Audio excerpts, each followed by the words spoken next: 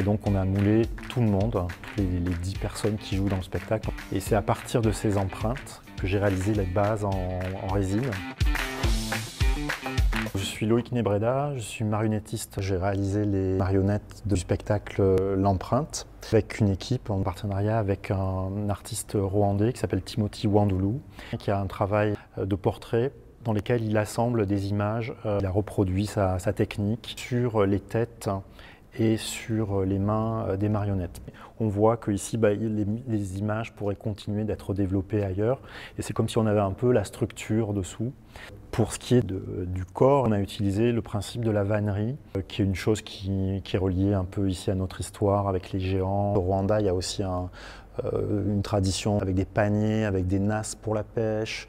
Et ensuite, pour la création des costumes, l'Institut de Rome a proposé donc, de partir de morceaux d'étoffe et de tisser elle-même, de fabriquer du tissu avec lequel ensuite elle a cousu les costumes. Et donc comme ça, on a une forme de continuité sur ce principe d'entrelacement, de bande de tissu, qui rappelle l'entrelacement de la vannerie. Alors il y a aussi une chose qu'on peut dire sur les marionnettes, c'est que pour ne pas inventer des modelages de tête, de personnages rwandais, de personnages belges, on est parti des empreintes des actrices. Et c'est à partir de ces empreintes que j'ai réalisé les bases en résine. Pour certains, comme ce personnage-là de cette grand-mère, j'ai vieilli, et pour d'autres, j'ai rajeuni.